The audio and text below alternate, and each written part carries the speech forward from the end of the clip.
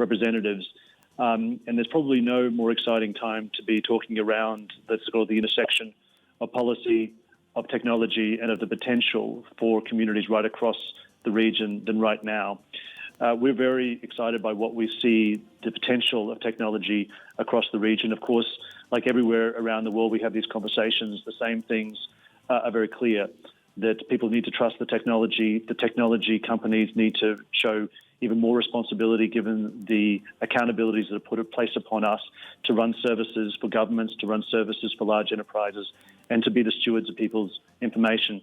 But finally, and this is where I think the really opportunities for Africa to really shine, and in many ways, not just leapfrog technology, but leapfrog in policy areas, is around inclusion.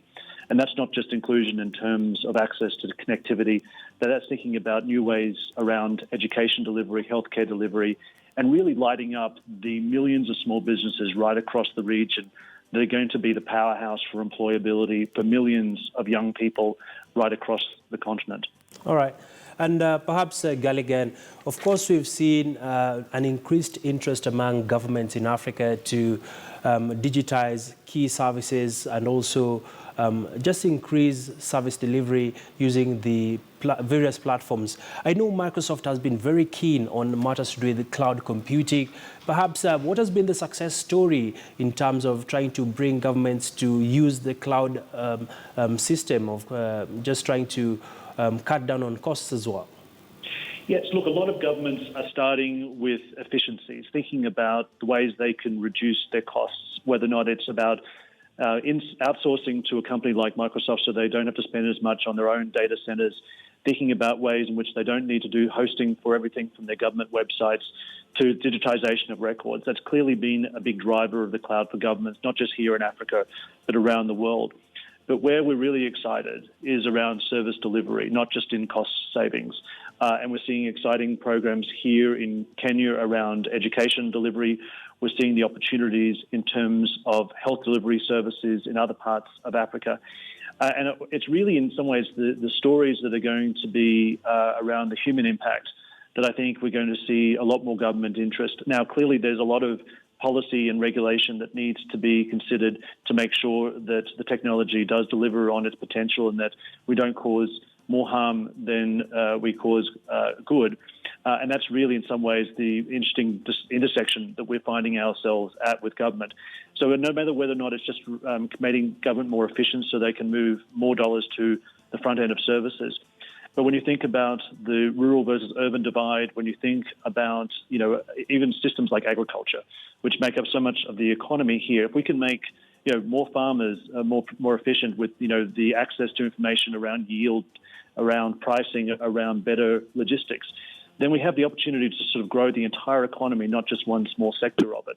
And so this is the reason why we see government not just being a user of technology, but in some ways, how can they enable others to use the technology in a different way to make sure the whole economy benefits from the transformation that the cloud is really driving right across the continent.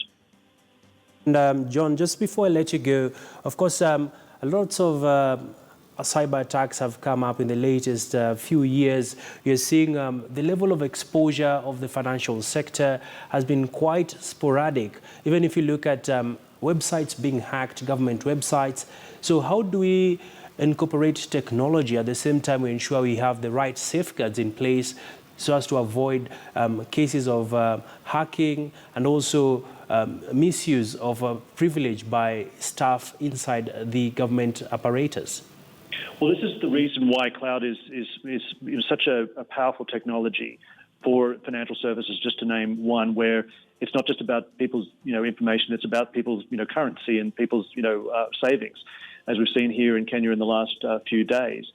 But where we see the opportunity for the cloud is to sort of move banks and institutions that are housing these funds into a more modern age, because a lot of the infrastructure they hold is aging now, and in some ways probably not fit for purpose when we consider the threats that are out there. Now, we as a company are working with law enforcement agencies around the world to ensure that we go after the criminals, that we reduce the level of cybercrime. Our cybercrime unit is about really going after the criminals and making sure that they are disrupted themselves rather than disrupting the customers and the financial institutions themselves.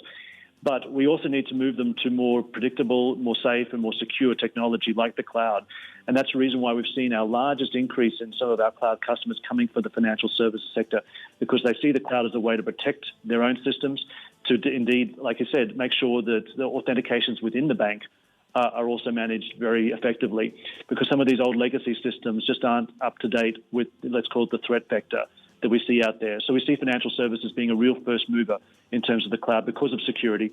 But we see the benefits of financial services not just being around security, but really about the potential of financial inclusion right across the community. Well, many thanks there, John Galligan, the head of Global Government Affairs for Microsoft. Many thanks for those insights. Welcome.